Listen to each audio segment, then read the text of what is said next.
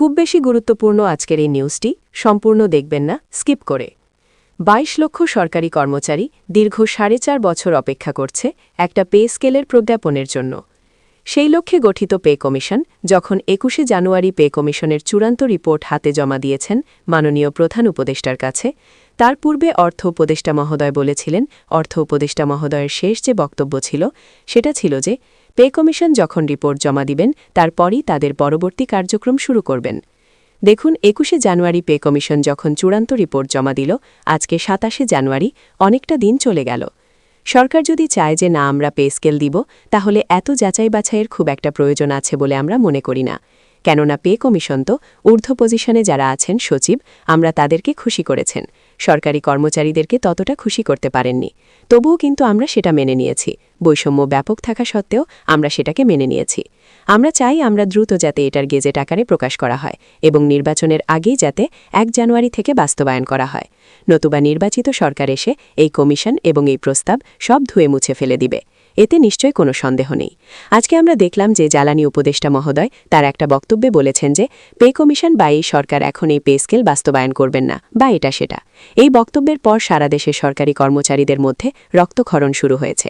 যেখানে মানুষ ১০টা বছর অপেক্ষা করছে, সেখানে শেষ মুহূর্তে এসে যদি বলেন যে না আমরা শুধু একটা প্রস্তাব রেখেছি, কিন্তু বাস্তবায়ন করবে পরবর্তী সরকার। আরে বাবা, পরবর্তী সরকার যদি বাস্তবায়ন করতে পারে, পরবর্তী সরকার এসে যদি টাকা দিতে পারে, তাহলে পরবর্তী সরকার এসে কি পে কমিশন গঠন করতে পারত না? তাহলে আপনারা পে কমিশন গঠন করলেন কেন? আপনারা পে কমিশন গঠন করার পর এই যে বাজারে দ্রব্যমূল্যের দাম প্রতিটা দাম আরও কয়েকগুণ বৃদ্ধি পেয়েছে, এই দায়টি নিবে? এখন যদি আপনারা পে কমিশন বাস্তবায়ন করে না যান, তাহলে এই যে নির্বাচিত সরকারি সেই যদি বাস্তবায়ন করে, তাহলে আপনারা পে কমিশন গঠন করে কেন এখানে পে কমিশনের নামে অনেক অর্থ কেন অপচয় করলেন? এটার তো কোনো মানেই ছিল না। আপনারা যদি পে কমিশন গঠন না করতেন, আমরা তো আপনাদেরকে তেমন কিছু আমাদের বলার সুযোগ ছিল না, কেননা আপনারা ১৫% ভাতা দিয়েছেন। তারপরেই আপনারা তড়িঘড়ি করে পে কমিশন গঠন করলেন। এখন যদি আপনারা আবার বলেন বাস্তবায়ন আপনারা করবেন না, আপনারা বাস্তবায়ন না করলে আপনারা পে কমিশন কেন গঠন করলেন? এটা ২২ লক্ষ পরিবারের প্রায় ৩ কোটি মানুষের প্রশ্ন। আমরা এই সমস্ত কোনো কথাই আমরা কিন্তু মেনে নিতে পারছি না। আমরা চাই মাননীয় প্রধান উপদেষ্টার দৃষ্টি আকর্ষণ। মাননীয় প্রধান উপদেষ্টা, আপনি পে কমিশন গঠন করেছেন, আপনি এর সমাধান করে যাবেন। আপনার কাছে আমরা ন্যায় বিচারক চাই, আপনার কাছে আমরা ন্যায় বিচার চাই। আপনি এই ন্যায় বিচার করে তারপরে ক্ষমতা হস্তান্তর করুন। সারা দেশের সরকারি কর্মচারীরা আপনার দিকে তাকিয়ে আছে। আপনি কখন গেজেট আকারে প্রজ্ঞাপন জারি করবেন এবং এই প্রস্তাবের বাস্তবায়ন করবেন, আমরা সেই লক্ষ্যে আপনার দিকে তাকিয়ে আছি। ২২ লক্ষ পরিবার আপনার দিকে তাকিয়ে আছে। আমরা আপনার ছাড়া আর কারো কোনো কথা আমরা মানতে চাই না। যেটা জ্বালানি উপদেষ্টা মহোদয়ের এখতিয়ার নয়, তিনি সেই বিষয় নিয়ে কথা বলেছেন। কেন মাননীয় প্রধান উপদেষ্টা? পিএসকে যদি দিতে না পারেন, আপনি স্পষ্ট বলে দিন যে না আমরা দিব না, তাহলে আমরা আর এটা নিয়ে পারাপারি করব না। আজকে এ বলবে, কালকে ও বলবে, পশু সাংবাদিকরা এটা নিয়ে তারহেচড়া করবে, আর দ্রব্যমূল্যের দাম খালি বাড়তেই থাকবে।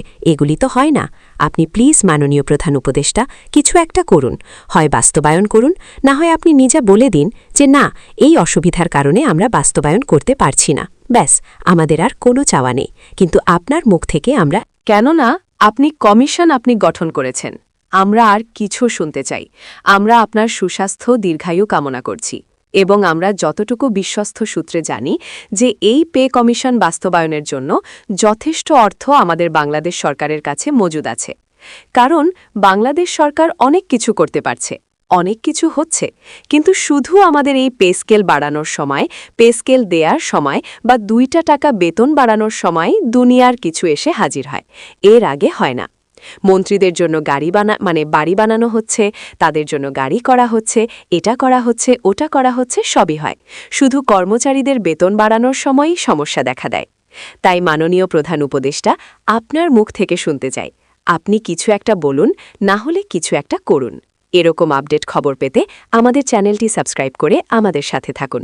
ধন্যবাদ।